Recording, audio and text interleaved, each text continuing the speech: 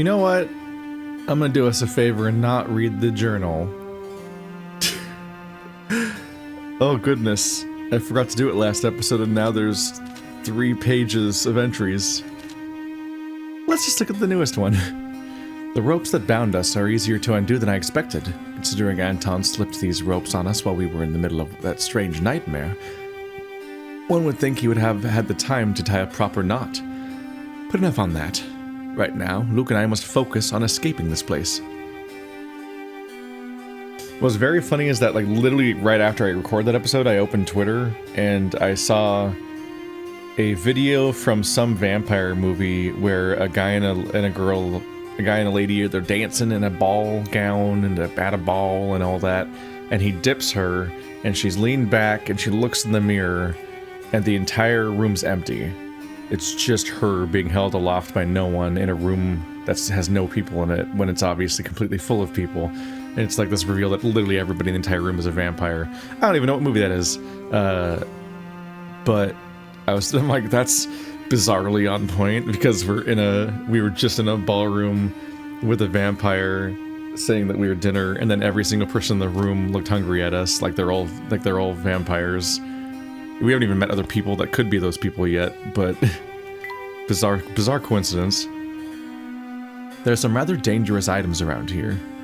On some levels, why I find it slightly, it makes me a little more skeptical when people are like, the thing totally heard us, our phones are listening to us, and all the targeted advertising listens to random shit you say, and immediately serves ads based on that, and I'm like, I'm not 100%, I'm not like immediately we're gonna refute the idea that's there. I don't have information to provide, but I'm just like, well, the thing you said in the last 5 seconds probably isn't the only time you ever bring up that thing. We all have personalities and interests, and you give the internet so much data about yourself all the time that there's a billion ways that you would potentially make things think to show this or that in targeted advertising. Like, the advertising is targeted, it's just not necessarily targeted the same way that people think it is, because like your YouTube browsing habits and a billion other things like all can like add to how that whole your digital double is formed. But moments like that are totally the kind of thing, the kind of coincidence that would lead to people thinking stuff like that, even when I look at the scenario, I'm like, that's not even a concept. Like, Twitter is not serving me a specific user's use of a video clip at, like, because I happen to mention vampires, not even mention, but just see a video about vampires in an emulated DS game on my computer that I'm only talking to an offline microphone on. I'm just like the coincidence makes you want to think there's a reason why it happened, but I'm like, the entire context doesn't even make sense for how it would even be served as data, but the feeling still happens. Like, this, it's just worth noting that the feeling happens anyway. Coin. There are some rather dangerous items around here. I do hope there's an innocent explanation for that stain. I'm sure glad I didn't get locked up in a pair of these. I find it interesting that, like, we click everywhere, and that makes you feel like you're playing an investigation game, but Professor Layton has remarkably little to do with point-and-click adventure games. And I find that noteworthy because of the fact that, if I remember correctly, I still haven't actually checked, but I'm pretty sure I remember there being a Phoenix Wright and Professor Layton crossover game.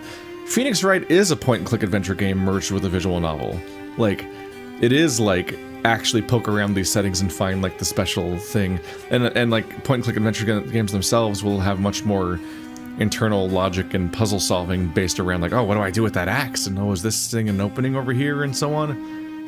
Professor Layton seems to be made for, like, tiny babies. So not only is its narrative always, like, really morally straightforward and, like, almost painfully simple and not challenging, but, like, the gameplay is basically just walk around and talk to all the people and just trigger the next scene happening, usually just going to where you're told to go. Very rarely even is there a actual point-and-click adventure, like, puzzle to solve, and very rarely is there even environmental interactions, for the most part. Like, you kind of do just walk around until the people tell you the story is continued. made even more severe by the fact that most of the time in place of a puzzle, it's like click on the door, then be served an unrelated puzzle in Puzzle Land, the akin to JRPG random encounter, and then once you come back from the puzzle dimension, your problems are gone. So like I find that interesting that like it feels like the coin system exists to satisfy your urge to do a point-and-click adventure game, but it's just that my takeaway is that if I were to ever be a Professor Layton fan, it would be an alternate universe where they actually did make them point-and-click adventure games. Like, if this was actually a room I had to figure out how to solve, akin to like the first room in Zero Escape, where you have to figure out how to get out of your flooding bunk room you woke up in, that would be, honestly, probably better games. But instead, it's just a bunch of unrelated cereal box puzzles, and that's really hard to find satisfying, especially when many of them aren't as inventive as they could be, because they're often recycled elder puzzles like Unblock Me and stuff like and Lights Out and things. Oh no, we're locked in. There's no place to run. Calm yourself, Luke. There's bound to be another way out of this room. Look around you. I can see the key. If only I could reach it. Here, let's see if I can't reach it. I'm taller, and my hat is even taller. My hat has hands. My hat can hug you. See? See? Immediately unblock me again. I don't actually know what this puzzle's called. I was introduced to this puzzle via one of the first ever free phone apps I downloaded on my phone when I first got a smartphone, like almost 20 years ago. And it was that app that was free was called Unblock Me, and I think it was that specific version was one where you could only slide stuff back and forth, and it was framed around cars. Actually, I don't think that one was I think I later encountered versions of it that were based around cars, because making all the blocks cars helped, like, signify how it worked. But I think in Unblock Me specifically, it was a situation where there was a red block on the top, and it had to go to the bottom, and that one could only go in straight lines, and everything else had to move around it. And these ones you can move around more freely. I don't know which variation is more common, but that's why I always call it Unblock Me, is because that's what I remember it being. It's a bit akin to like how people will call it the BioShock hacking minigame over and over again until they finally hear about Pipe Dream, which is, I guess, the thing that it's being recycled there. The key to the door is sitting behind a number of blocks. Slide the key out toward the professor's hand so you can make their escape. I'm just like, I don't feel the need to hide it. Like, I'm just legitimately unhappy whenever this puzzle comes up. Just any variation of these puzzles, I'm just like immediately like, no, man. It's because it's just not fun.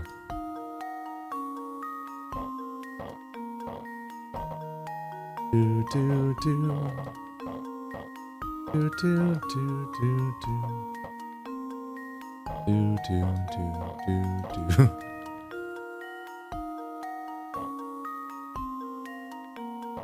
I don't think I can get that around very easily.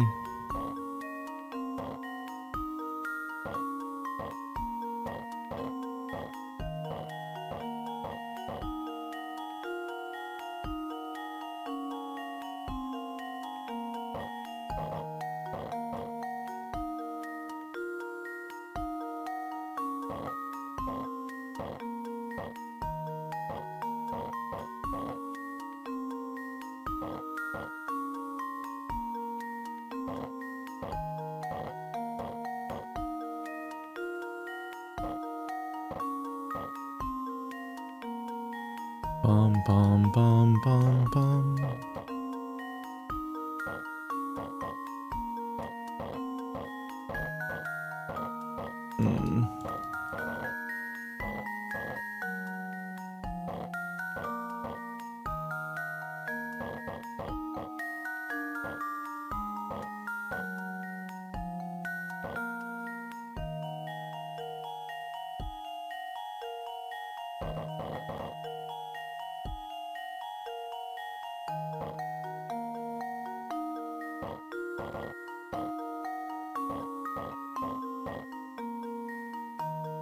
Oh boy, okay.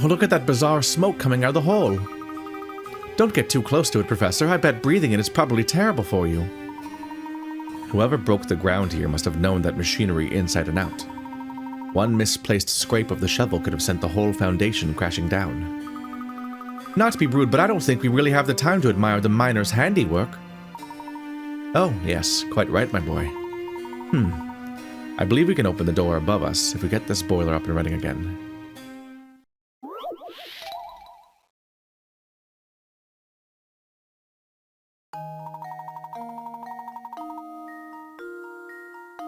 Which valves do you need to open to send steam from the boiler into two, but not into 1 or 3? It's this puzzle again. Okay. All valves start in the closed position. Answering this solution requires opening the fewest number of valves. Tap a valve to open and close it. Okay. Into 2, but not 1 or 3. Okay. Okay. Don't open that one. And definitely don't open that one. Here's 3. This goes directly to 3 on one side, and this one goes to 3 on the other side. 1.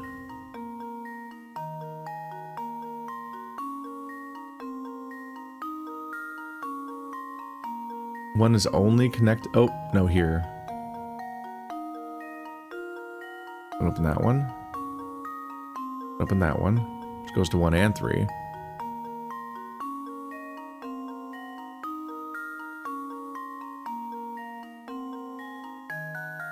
Don't open that one.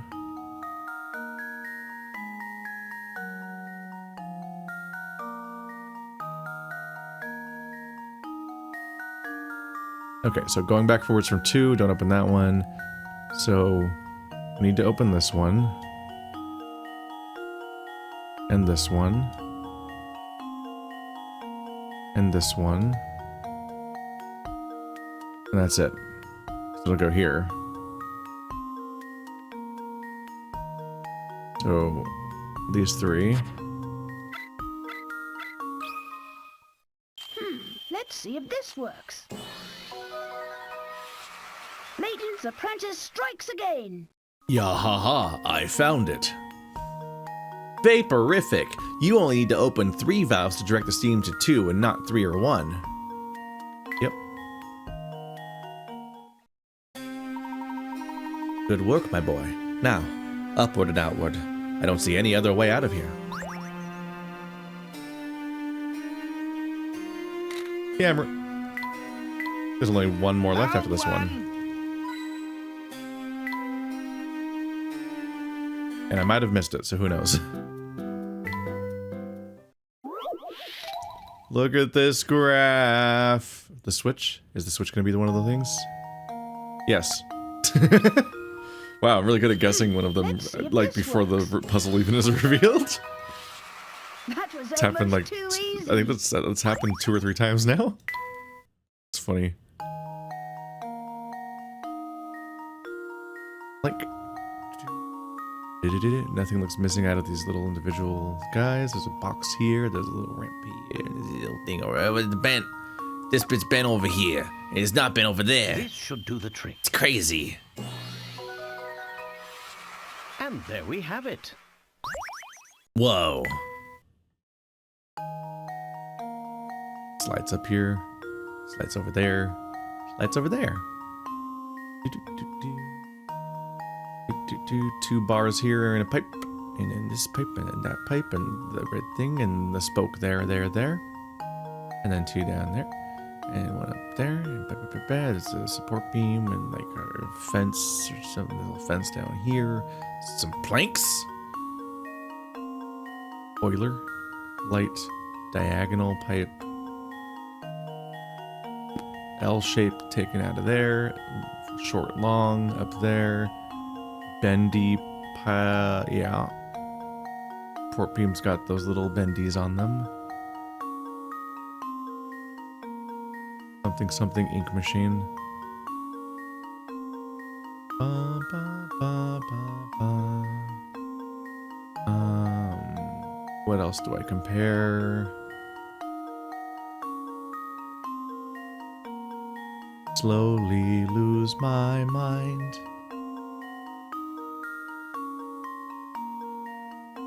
I think I will die. Dot, dot, dot, dot. Squiggle, squiggle, 2 dots here. Rim.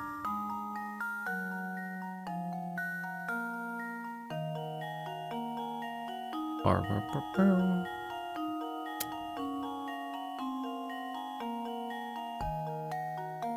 It still feels weird having so much stuff down here that I can't compare on this one. Because the interface.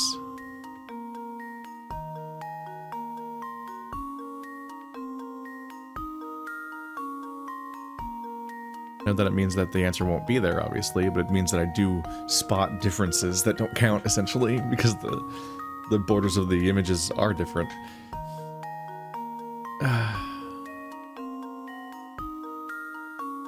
Where is he?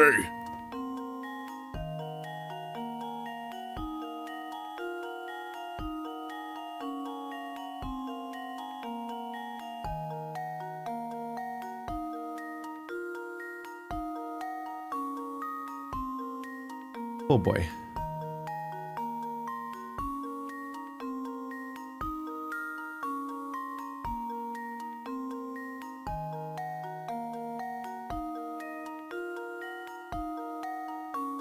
There's almost like an internal time where, like, for the first few bits, when we're trying to spot and compare things, like, aha, but then, like, once like 30 seconds pass, you're kind of like, oh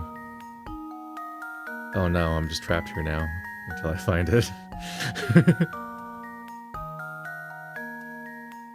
2 lines and a curve, bar, there. And we know that the difference has been so small before.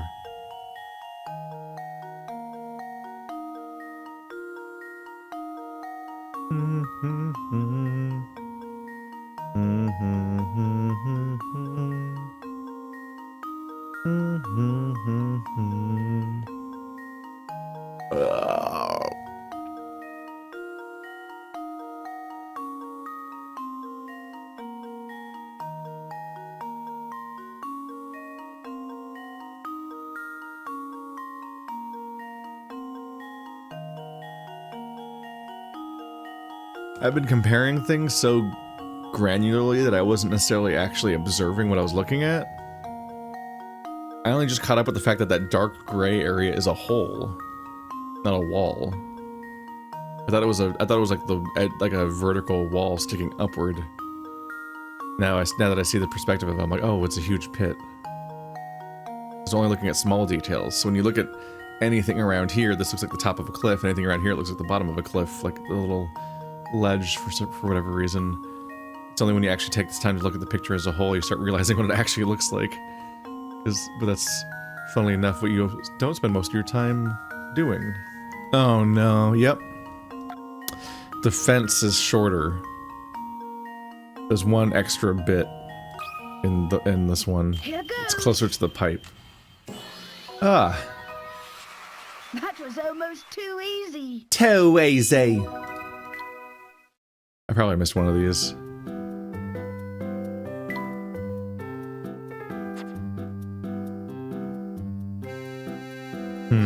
The first one, too. That's weird. With it being positioned as the first one, that makes me think it's probably... Well, I don't know. This garbage thing was in, like, the last third of the game. This was on the way here, this was here, and this was also, like, one of the last things I unlocked on the way here, so who knows. Womp womp.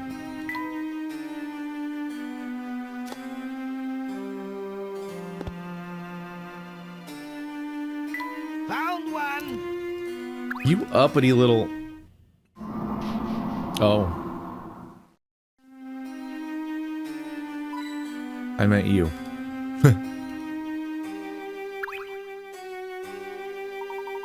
By the look of it, this boiler has been out of commission for quite some time.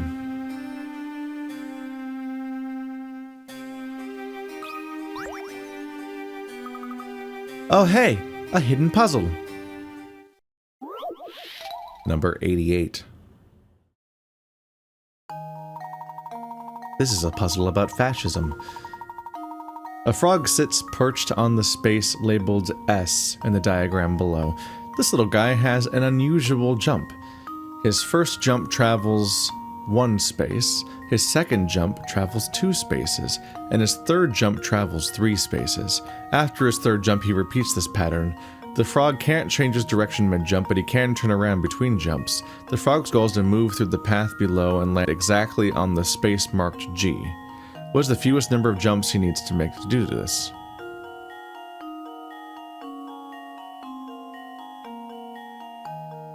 So 1, 2, 3 jumping, like Mario, kinda. Oh, it's not an interactive one. So 1, 2, 3. That part's easy. 1, 2, 3. 1, 2, 3. 1, 2. Oops.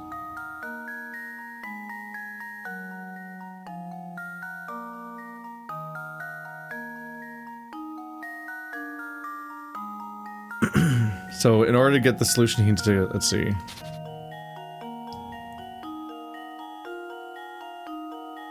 One, two, three, or 1, 2.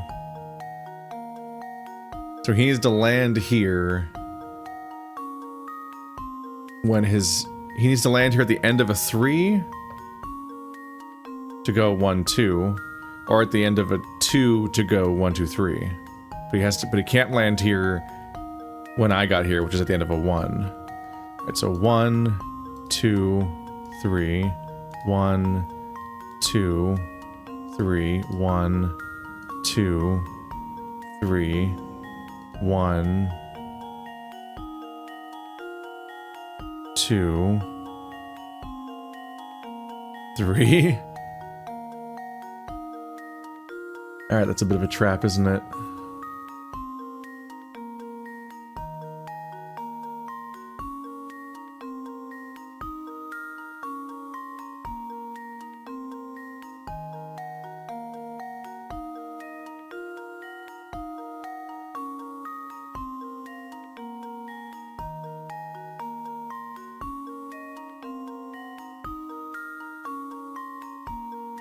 It doesn't say anything about interacting with walls, if there even are walls, so I assume you have to just always do a valid jump.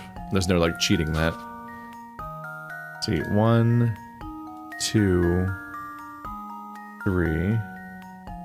1, 2, 3. 1, 2, 3. 1, 2, 3. Damn it, I'm back down here again. Help. Save me. Ugh.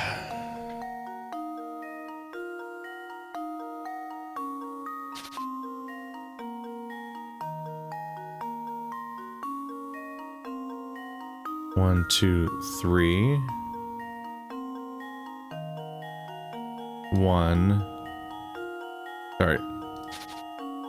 3, 2, 1.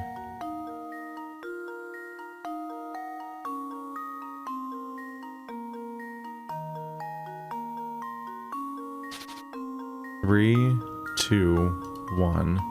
3, 2, 1. 3, 2, 1. 3, 2, 1. 1. 3, 2. No, I can't.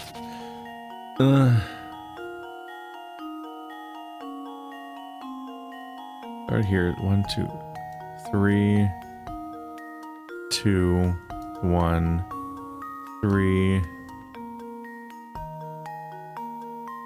2, 1, 3,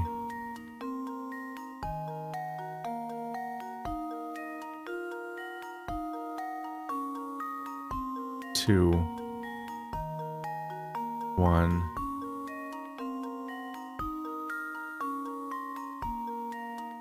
No, 3, 2, 1.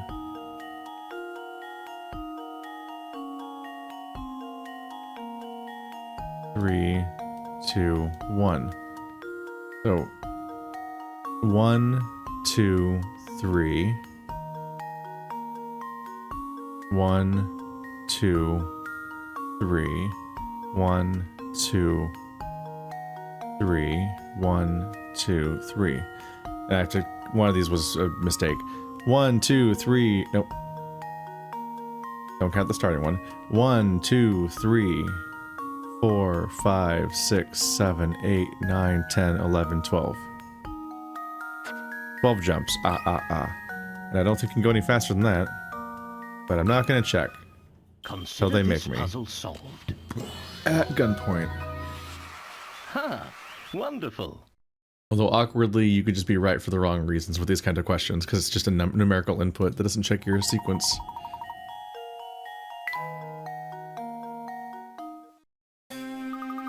Phew! That one was a lot of work.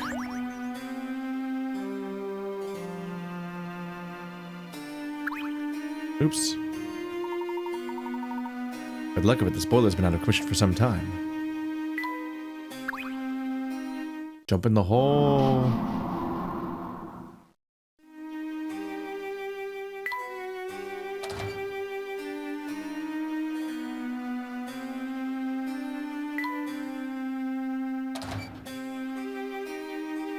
And now we can go here. Twould seem.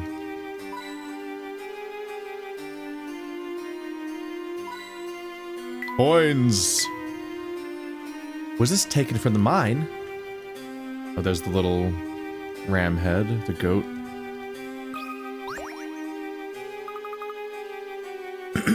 This door's shut tight too.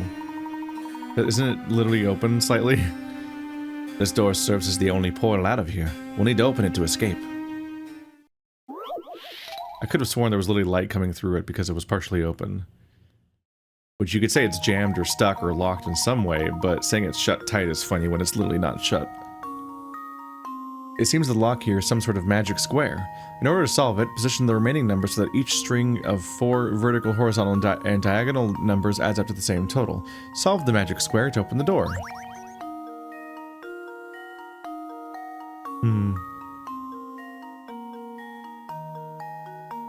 8 plus 3 is 11, 3 plus 1 is... Alright, 11 plus 1 is 12, 12 plus 6 is 18. So, a diagonal's already in, so we know the number basically. Double check though. So 8 plus 4 is 12. Yeah, 12 plus 6 is 18.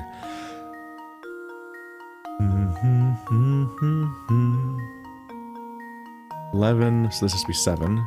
To make the other diagonal add up to 18.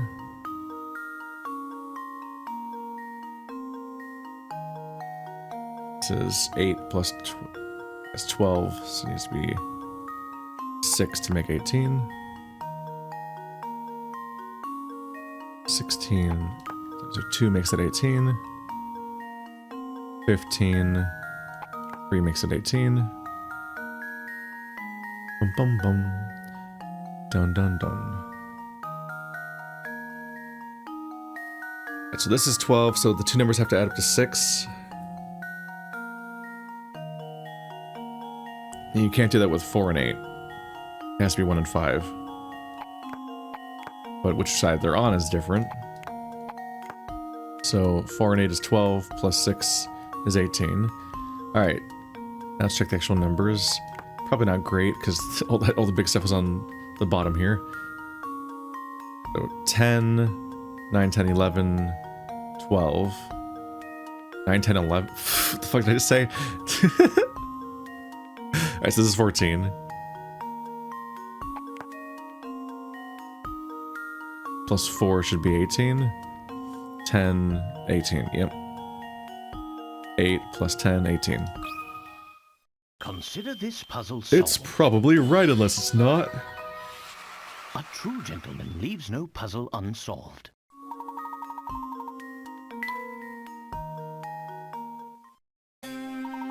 Now I can't check what it was before because it's already changed, but I think it was open. Luke, the vent is open now. Follow me.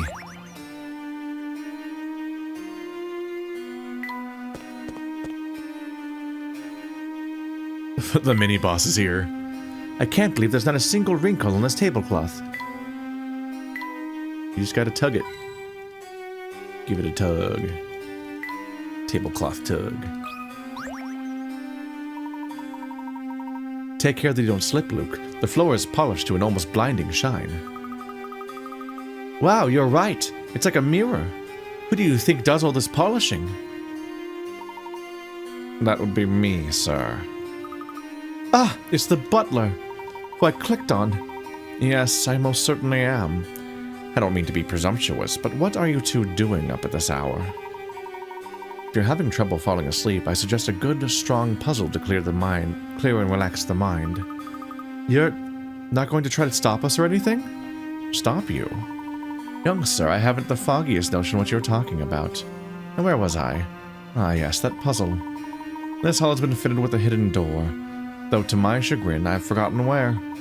However, I do recall an old saying that servants used in days past to remember the location of the door. I will now relate to you that saying, and your task, dear guest, will be to decipher the door's location. The hidden door. Begin from the doors, etched in the decor. A path will appear, strong and quite clear, made of stars that flare, each within its own square. These words are said to point the way to the hidden door. Select the hidden door. Okay, so we start at the door, which is here. And we just have to follow the stars that are completely contained within their own squares and aren't, like, bleeding over the edges.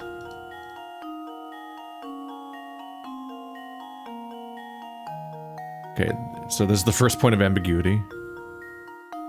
No, it's not. It's an arrow, isn't it? So the door is here. Consider this puzzle solved. Ta-da! Ah, wonderful.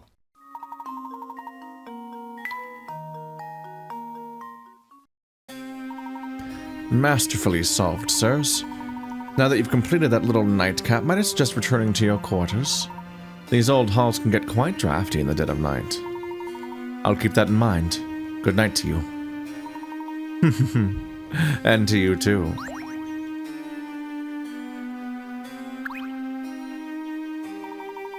Next, it's directly behind you, dear guests. So this is the point where most people just book it out of the mansion and escape, and then spread the tale of how horrific and scary this place is. It's super spooky. Oops. That perspective was misleading a little bit. You would think the camera would be facing the direction you're going in. Like how it kind of was as you explored deeper into each town. That's kind of the point of like why the camera... That's why you explore each town by going north. Is because that's the direction the camera's pointing in.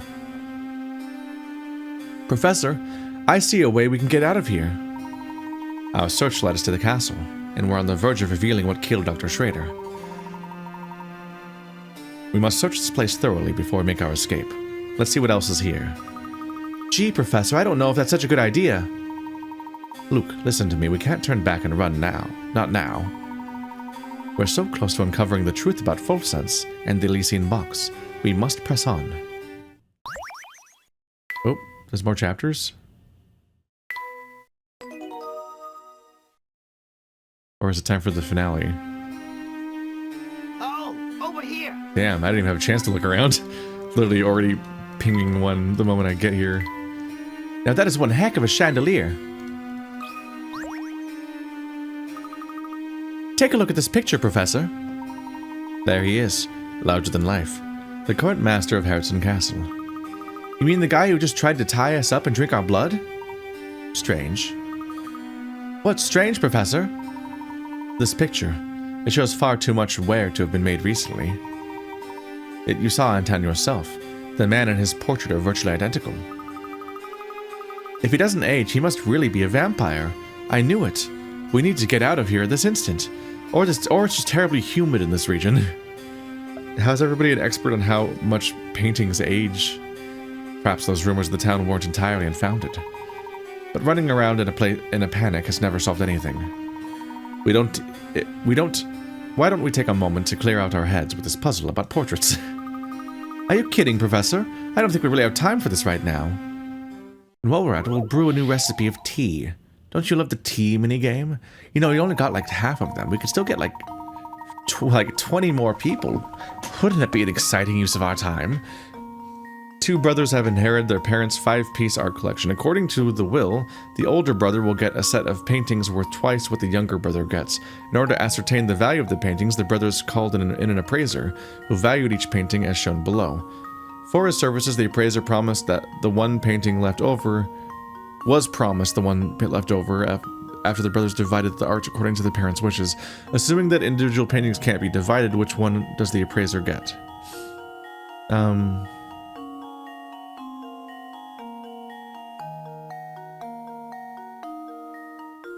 The older brother will get a set of paintings worth twice as much as the younger one gets, with one left over. Okay. It would be funny if the appraiser gets like the most expensive one because of a mishap about how the math works out.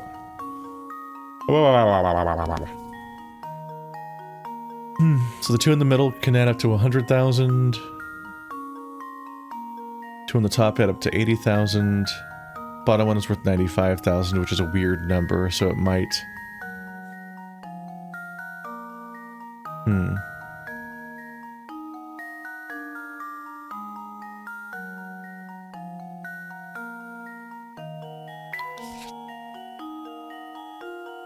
It feels intuitive to add up these two,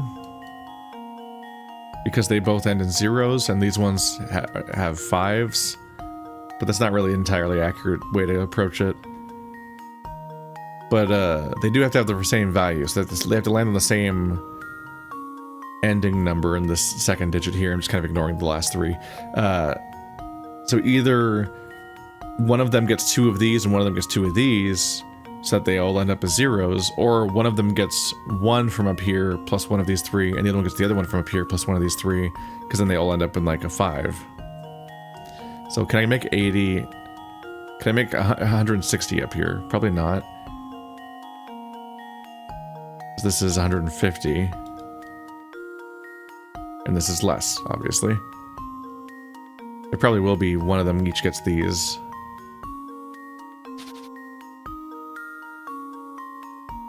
So it's 75. Let's not overwrite it. If I add 20 to this, it's 75. If I add 60 to this, it's 115.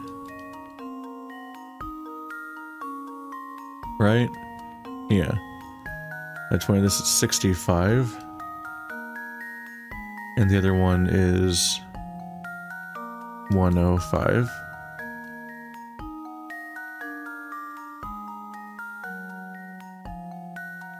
Plus this is 115. And 60 is 155.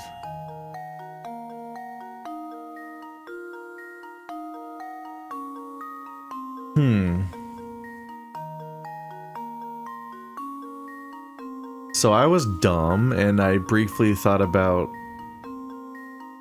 Yeah.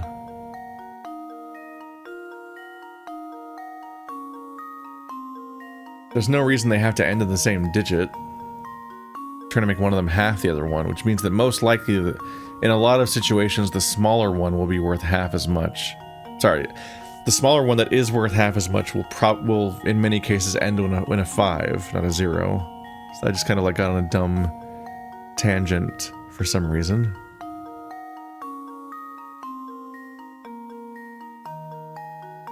I was trying to, and I committed to this, like I need to add up like figure out which one of them was going to start with each of these, and then find a number here that's worth twice as much. And I'm like, hang on. Like, once I've written them out, I'm like, this is literally impossible for one with a 5 at the end and one with a 5 at the end to be twice as much as each other, obviously, because it'd be a 0. So, no. These two specifically can't be split between the two brothers. I was completely on a false premise there. Okay. I could just start writing out a bunch of relationships. It's just there's so many combinations that it's a pain in the ass. Let's see. These two are 75.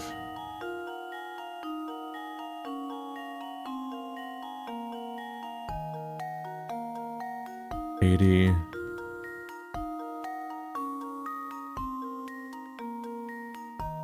105.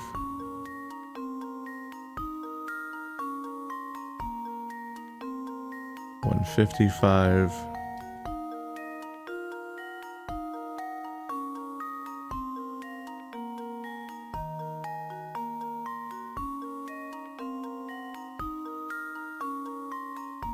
140.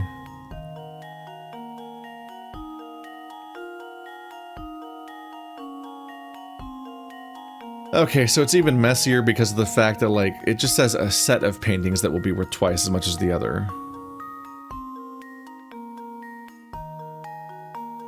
Okay, yeah, let's just give up on this. Because on top of everything else, the one brother could be getting 3 paintings while the other one gets 1. And that could still work out that way.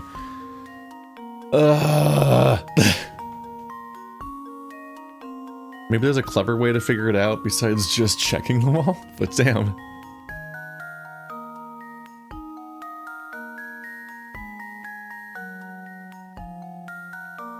Okay, so let's just get the biggest combination I can get and see how that works. So, the 2 highest value paintings are 95,000 and 60,000. That'll be an odd number, so you can't divide it in half, so it doesn't work. So go down to 55.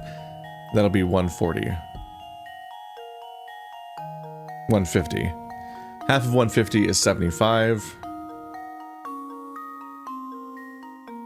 And I can't make 75 anywhere besides the same sea painting again.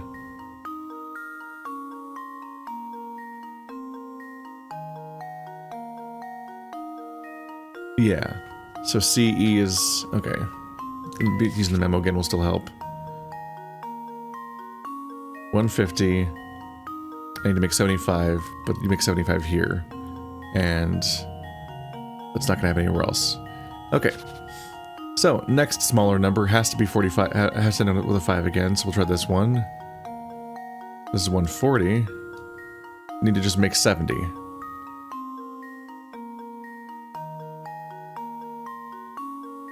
If you add 20 to either of these, it doesn't add up to 70. So things are getting dire. Okay, these two added together. So the 50 should make 60, 40, yes, it's 100. Or just 10, yeah. Need to make something add up to 50.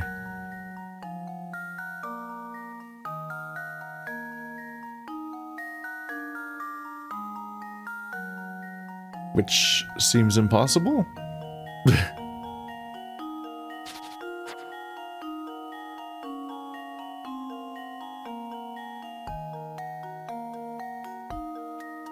Huh. So those two add up to 100, it doesn't work.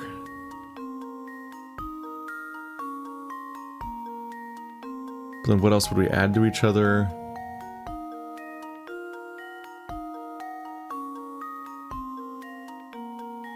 Because 60 plus 20 is 80. I can't get half of 80. What drives me slightly crazy is I feel like I already get the joke. Up front, I'm like, the appraiser is going to get the most expensive painting, and it's the funny, ironic payoff to all this. Let's get there. 60,000. 60,000 is like a nice, even number. Can I double 60,000? So, 55 plus 45 is 100. 120. Yeah, 120. So A, C, and D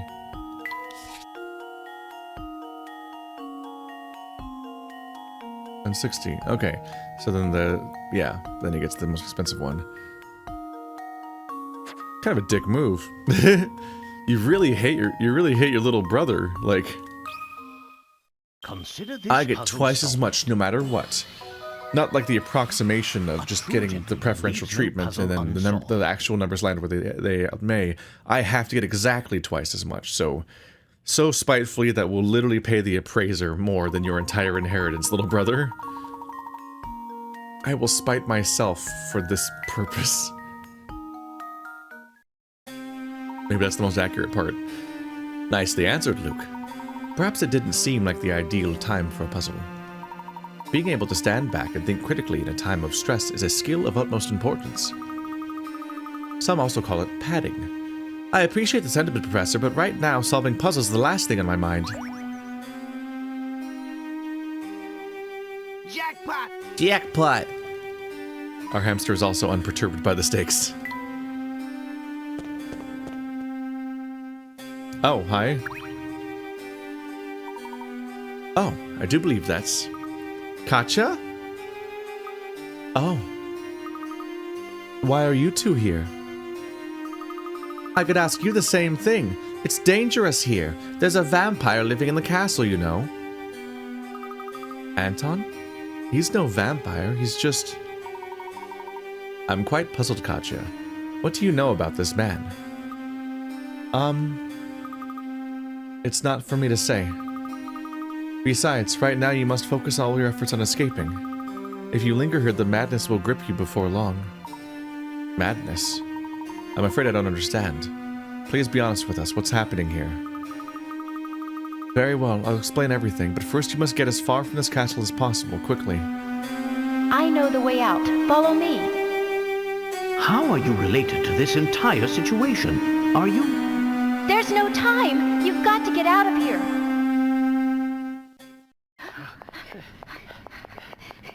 I run like a girl. Oh my god, her hands got even higher when she ran downstairs. This won't do. People are trying to sleep, you know. Is it you? It can't be. Oh, how I've waited. It's been so unbearably long. Professor, do you know what he's talking about? Not in the slightest. Come closer, my dear sweet Sophia. I've missed you so. What's this? Is she her daughter? Very well, then. Is this how it is? I didn't see this coming, Layton. Not at all. I'm not sure I understand. This is your fault, but you can't have my Sophia. You're going to be very sorry you crossed me.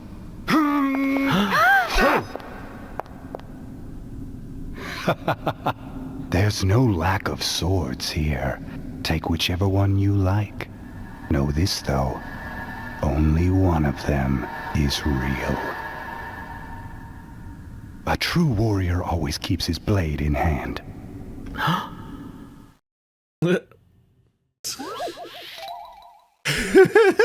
It's time for our sword fight, but first, a riddle. After already swinging at him once. A true warrior always keeps his blade in hand. These are Anton's last words to Professor Layton before the start of their duel. Can you find the one real sword in Anton's collection? Okay, so it's the one that's in this warrior's hand. The end. This should do the trick. This is what a climactic puzzle looks like in the Professor Layton series. Ah, wonderful. Okay. Uh-huh. No, I get it. Gotcha.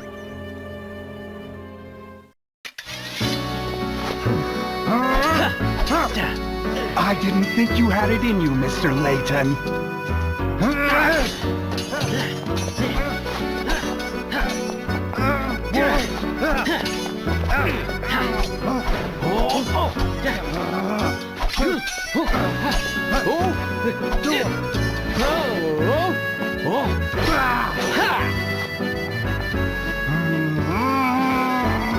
Layton! Sophia belongs to me. You can't have her.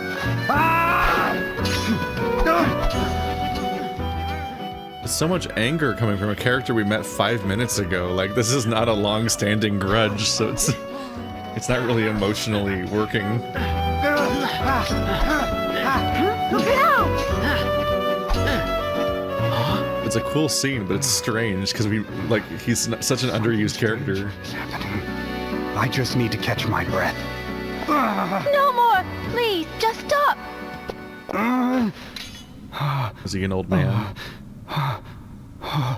What's happened to me? Are you all right? Please just stop, Grandfather. Your body can't take it. What did you say? I don't understand. Sophia, dear. You haven't figured it out, have you? You really don't know. Then I guess it's up to me to tell you the truth. I'm your granddaughter, Anton. Don't be ridiculous. Look at me. I'm too young to be anyone's grandfather. But what you see around you isn't real. It's just an illusion created by your own mind. Your youth is part of that illusion. The truth is, well... Allow me, please.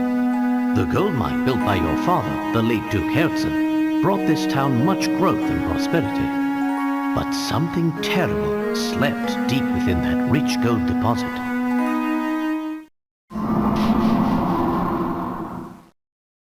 Unbeknownst to the miners, they hit a vein of hallucinogenic gas while digging for gold.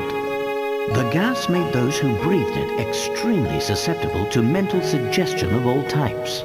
Tales of the nightmarish visions seen in Folsense then spread, as did the town's sinister reputation. In truth, neither the Folsense we see before us nor its residents really exist. This is all a creation of our minds. How did you figure it all out, Professor? The images of Folsense we saw are 50 years old, yet they show a town identical to the Folsense of today. Did he say that the residents don't exist? No town can remain unchanged for 50 long years. The photos we saw in the train station formed our impression of the Folsense we'd see. The Folsense of 50 years ago. Enough of this madness. Folsense is real. I'm real. None of it's real, Grandfather. This town is just a thin shadow, an illusion born of greed. You and Sophia, everything you know changed 50 years ago.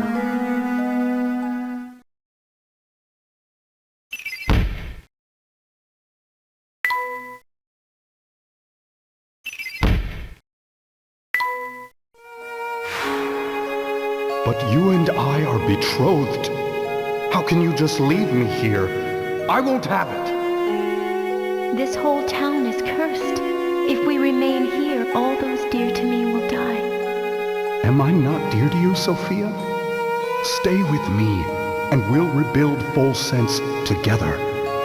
I'm sorry, Anton, but there's someone else I love who needs me even more than you. Is that the real reason you want to go? Because there's someone else?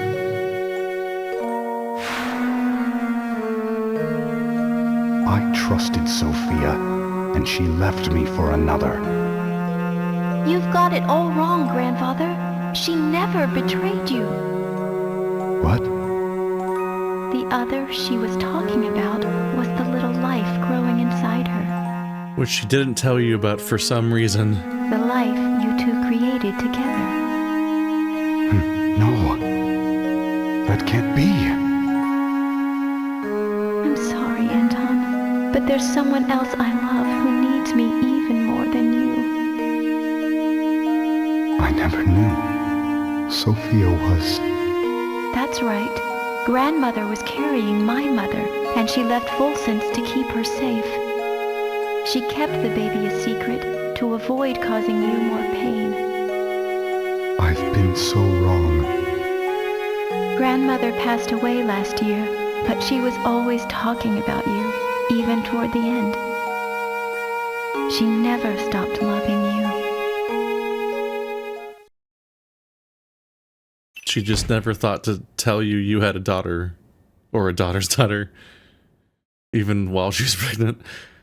This seems like an insane I know it's like part of the genre sometimes to just go insane with the stuff, like Zero Escape is unhinged, but it just feels like way too far of a twist to try to pull off the idea that it's a hallucinogenic gas and everybody has just been imagining the game practically is just like, okay, that's a little too much. I was ready for him to be delusional, and maybe even like in his delusion and his lack of memory, maybe he's like wearing makeup to maintain the illusion that he's this young self, and like there's like a double think going on. But the idea that on one hand it's like it is set up correctly in some ways where it's like we're able to see the suggested version of him because we saw portraits of this version of him already and so on. But whereas we didn't see Beluga as a little kid or anything like that beforehand, but it's just so bizarre. It's I feel like this can't entirely hold up. It's kind of an insane thing to try to sell as a premise. It's wild. Sophia is dead? No, it can't be. I've had enough of your lies! Oh! No!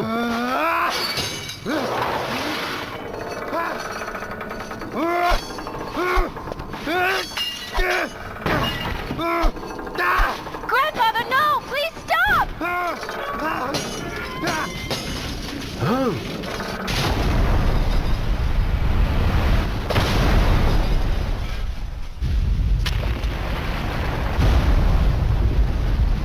We must leave now. The whole place is starting to crumble! Come with me. What's this? What's happening?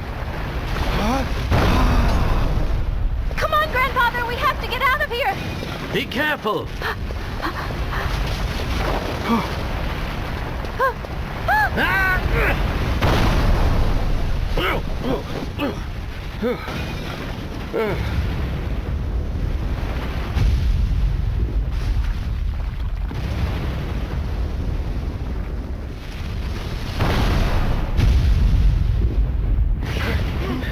The entire place is exploding now because a chandelier fell.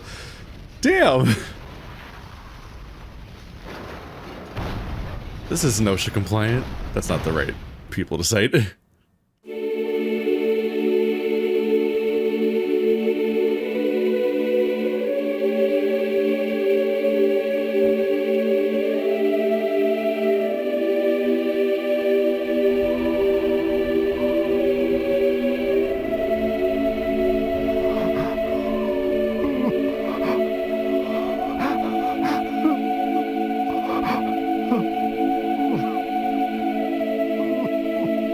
Aging gave him a lot more chin somehow.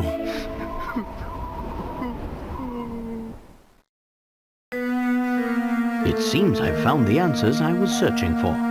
Here, allow me to return this to you. It's funny because older Beluga looks like the same person but old, but this looks like a different human being completely than the person we just saw. Thank you. So, the box wasn't cursed after all. No, Luke, there's no curse to be found here. But if I were to guess, I suspect you'd find traces of that gas in the ore used to make this box. The same fumes that drove the town to ruin were released upon each person who opened the box. Those who opened the box expected death, and in doing so, fulfilled their own grim predictions. I suppose it was just an ordinary box then. Wait. Just the fear that it might kill them killed them? That level of sincere belief? Which would require all the people to have opened it to have genuinely believed that it would in fact kill them. So they were so sure it would kill them that they could like almost religiously believe in that, so much so that a hallucination could actually kill them. But then they still opened the box despite being so sure it would kill them that... What? Wait.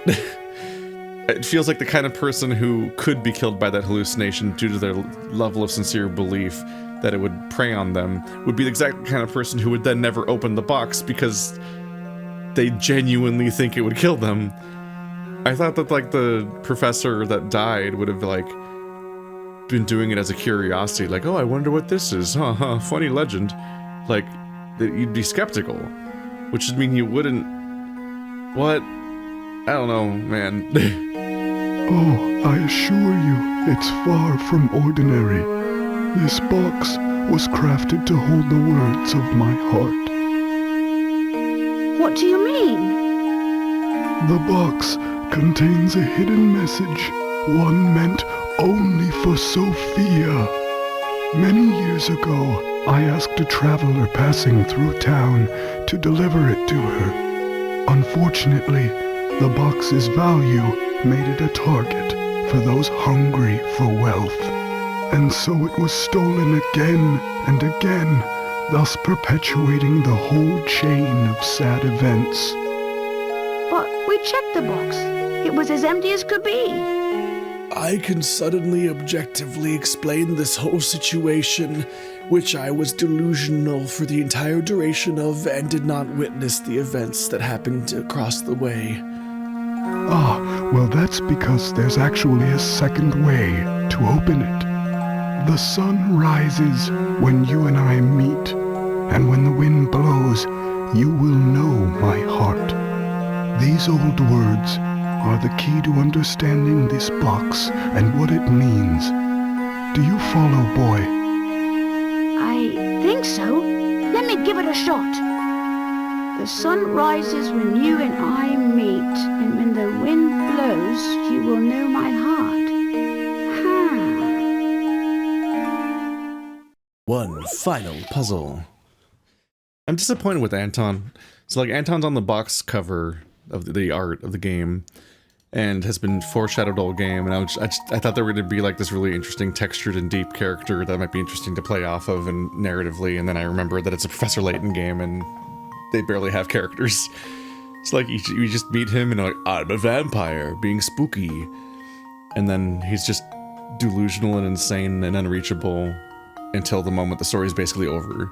And so he's just, there's no like texture to his delusion. Like he doesn't like have like interesting conversations come from it. You don't get to spend time with him and like unpack how he's like coped with this, because that would have been too hard to write maybe. So he's just absent for the entire game until the end, where he's immediately insane and attacking you with a sword. You're like, okay.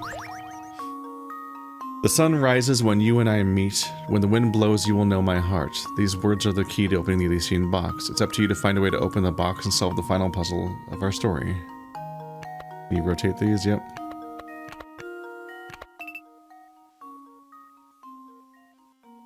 Uh-oh.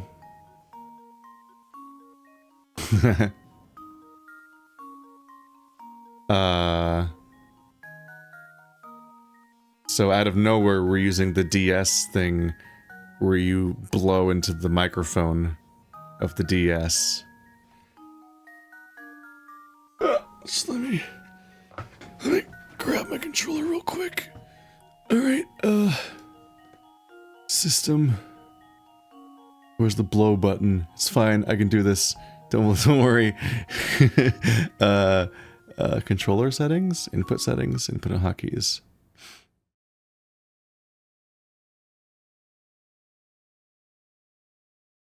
Sunlight, literally just for Boktai, the Sunlight game. That's funny.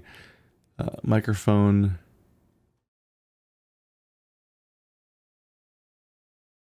I think I have nothing mapped to right trigger. Yeah, full screen is left trigger. Let's do microphone is right trigger. No.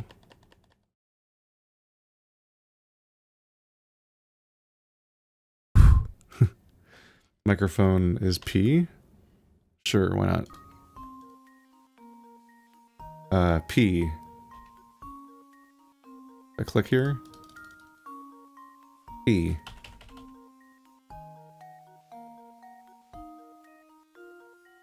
Fuck.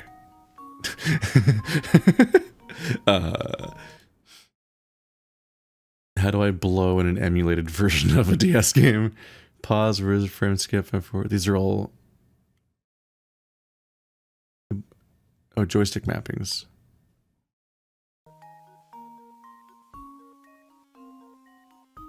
Poo, poo, poo, poo, poo, poo.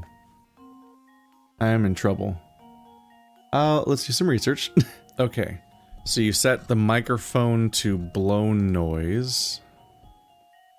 And then... There it is. There it is, I blew. You have to turn on the ability for the microphone to be automatically generating noise in the emulator. Apprentice strikes again. There we go. Well, that's set up for the future. I've had a controller plugged in this whole time just so that I could hit left trigger to make the screen full screen. That's the only thing I do with my controller. It's funny.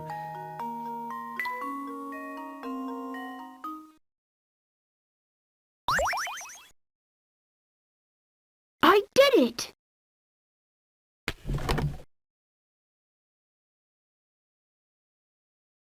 Oh, What's the matter? this isn't the letter I wrote. This is Sophia's handwriting. The box must have made it to her after all. My dear Anton, are you well? I received your letter. Though I'd like nothing more than to see you again, I'm afraid I no longer have the strength to do so. You don't know how many times I've thought about you over the years. I often wonder if you hate me for what I did. Do you? When I decided to leave, I was carrying our child. I couldn't bear exposing that tiny life to such danger. I knew your father's position and understood you didn't have the option to leave with me. Even though I did the only thing I could, I'll always regret leaving you that way. But there's one bright spot in this sad story, and that is our lovely granddaughter, Katya. My departure all those years ago has given you the chance to meet. Katya's mother died shortly after she was born, but Katya grew up strong and sweet just the same. She reminds me of you every time she smiles. With her around, I could never forget about you, even if I wanted to. It's really weird how they, like... It just feels strange to do a generational skip all the way from, like, not even just she's your daughter, she's your granddaughter specifically. There's a whole other woman in this equation that is bizarrely narratively skipped over to the point where even in, like, the eulogy, or not eulogy, the final message we get from the now dead wife, or you know, from Sophia, it's like the mother is just like an unnamed person we skip over, even though she would have, like, probably raised her for like 20 years or something. Like there was so much time to spend with this person, and she's like a footnote on the way to Katya. It's just like, no, wait. As just feel really, if he's like, I knew your station, you could have never come with us. I'm like, I don't know, man. You might make a very different decision if you know you have a daughter. You very well might abandon your station, which we know that his brother literally did do. Like, he could have just left because this could have been more important to him. It seems really cruel to not tell the father about having a daughter who is also dead now. So, like, he has to process that he has a daughter that died, and this is the granddaughter. There's so much to process here. He's lost the love of his life, and he lost his daughter that he didn't know existed, that he just now learned existed and has learned has died. That's so much to emotionally process, and like is a level of emotional depth that I don't know if the game's fully ready to handle, because it's kind of blowing through it. And now it's like, here's your granddaughter, be happy now. You've been in my thoughts since the day we parted. And now, though my time here is drawing to a close, I like to think we'll meet again on the other side. The thought of seeing your face warms my heart. Be well and be happy, my dear Anton. Goodbye. But just for now, you're... Oh, Sophia. I finally understand now.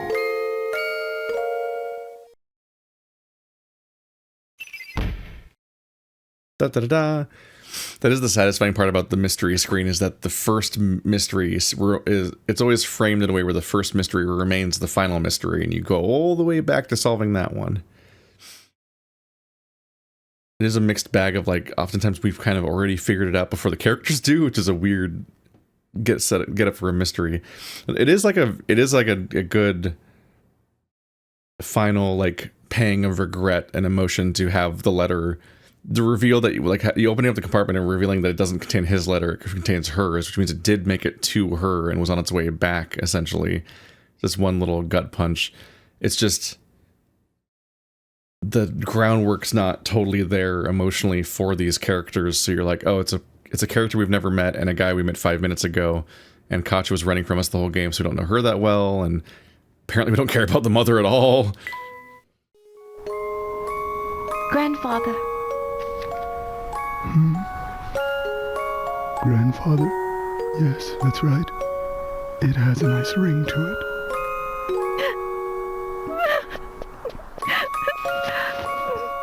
I am so happy we met, my dear granddaughter. You don't know how much this means to me.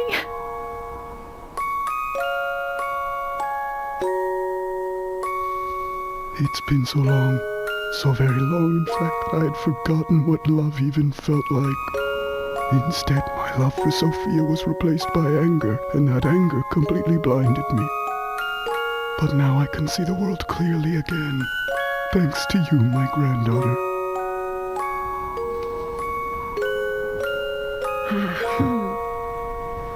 Are you listening, Sophia? I'll have to put off returning to your side for a while. There's someone I need to get to know here first. Will you forgive me for making you wait just a little longer, my dear? Wherever she is, I'm sure she's very happy for us.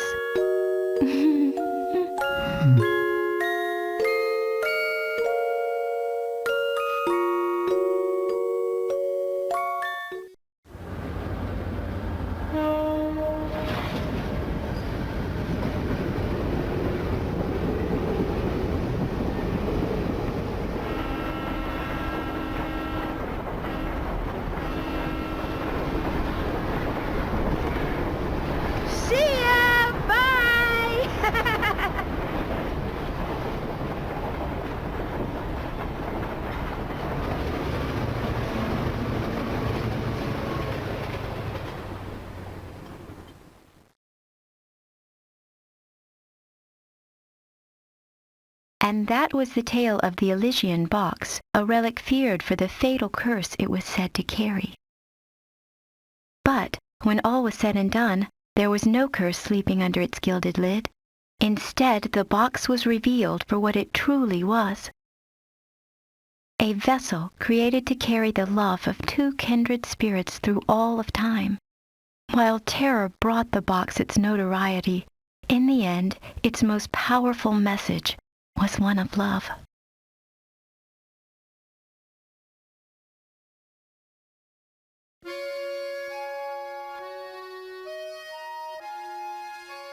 There's a lot of good in the premise. I want to see this premise explored by a different franchise. There is like a beautiful tragedy to a lot of what happened here. It's just, think about the events of the game overall and how they did not add up to supporting that story in any real way. Like how long we spent in a train and at that like cow festival and like serving people tea and like just almost every element of it just does not really like interact with this narrative in an interesting way, so it doesn't give it much depth. So we're just given like the outline for a narrative that is tragic and would have been cool to see explored in a better way. I don't know if there's like a Professor Layton anime or anything, but like that's the thing that like if there's like an adaptation of this game that is not a video game, it would inevitably have to fill in the gaps more and like add more texture to it, hopefully, and that'd be kind of interesting to see because the narrative is both so bare bones in how it's done and it's so like distracted with everything else that it spends its time doing, that it doesn't end up doing much with it, and that's just kind of rough. Right, we haven't talked. We did. I guess we never had to deal with the. Yeah, we never had to deal with the Inspector anymore, because Inspector Chelmy actually did arrest the franchise villain and just take off with him. The franchise villain's funny because he's also like barely ever on screen. I don't know if the game showed him earlier on or not, but I was pretty sure either way that he was the one impersonating her, because that just seems. I guess that's just what he does. I don't remember the first game that clearly. Was he impersonating the same character last time or someone else? No, he impersonated Chelmy, because we've actually never met Chelmy before. Which is funny because, like, from our perspective, he's pretending to be Chelmy, but we've never met the real Chelmy, so we don't even know if his impression is good. Like, I guess it was, because the point is to also set up Chelmy and let him be a franchise-wide, like, shitty cop guy, because he's there to also fill a specific role of a specific Sherlock character. Because it's supposed to be the kind of rube in the form of, like, here's how the authorities are trying to deal with this thing, but the whole point is that Sherlock has to solve it, so they always have to be dumber and on the wrong track.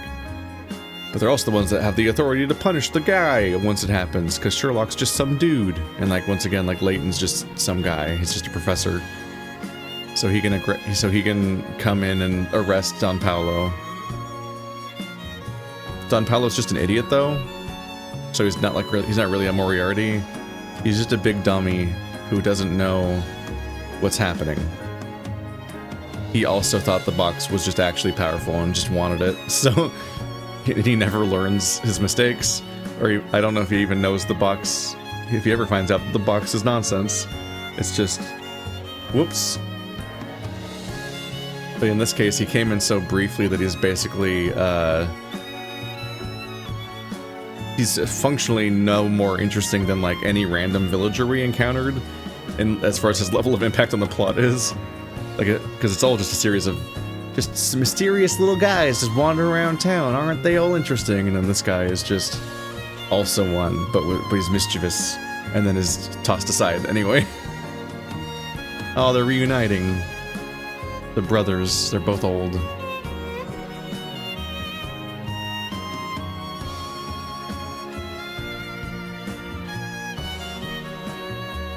The joke is that he's bad at singing. The poor voice actor kept having to throw in all the yells and try to sell it. You made him fat again. What was the whole point of that? The hamster was definitely one of those things too, where I was like, what is the ceiling for this? Like, maybe I missed tricks somehow to really get more points out of the hamster, but it seemed like there genuinely was no more you could do. It feels like a summary of some of what the game does sometimes. You're like, huh, that was it, huh? I really thought there was gonna be more tricks and how to get a higher score, but I won so early. Oh god, they're keeping the terrifying little mask.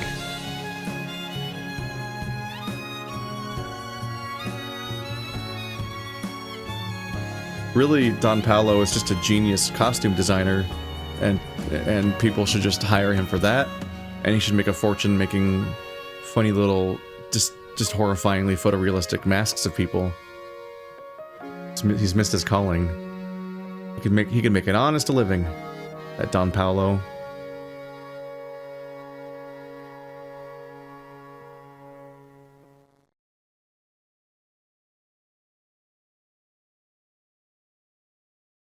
Alright, well, we finished another Dr. Layton game. Article, you two. Huh?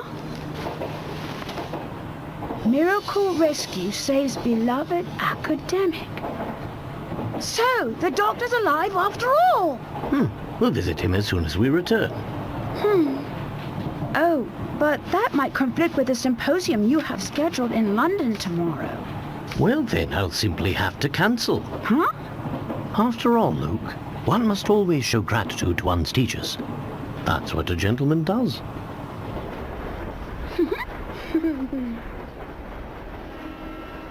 I'm starting to think that you're all very stupid people. He was alive? You don't know how to check? The entire premise was solving a murder that wasn't a murder, and he didn't, and it wasn't like he was the villain that was like pretending to not have died. It's not like one of those cases where like the villain pretends to die to get themselves off the suspect list so they can do more criming at you from behind the scenes. He was just an innocent victim who they just incorrectly thought died. That's... Oh, I get it. Professor Layton's just incompetent. Is that... I don't think that's the joke, though. I don't think that... I don't think this is a franchise that's supposed to be about an incompetent Sherlock, but he is. I don't... Like, they're probably like, let's make this a happy little children's game so no one died at the end. But... What? How? Oh no! Oh, okay. Well, this has been my quarterly Patreon voted game. Last quarter it was Armored Core 6. This time it was Professor Layton 2. Not really called that, but whatever. And we'll be having another vote at the beginning of October for the next quarter's game. And then in January, and that's the new system. January, April, July, October, right? 1, 4, 7, 10. Yeah, that's every 3 months. Yeah, there's our system. This one accidentally took like all 3 months to record by accident, because I kept getting busy with other things and having to get back to it when it's been too long again. Whoops. Definitely would have otherwise been doing it in like a couple of weeks. We'll see you about next time. See ya.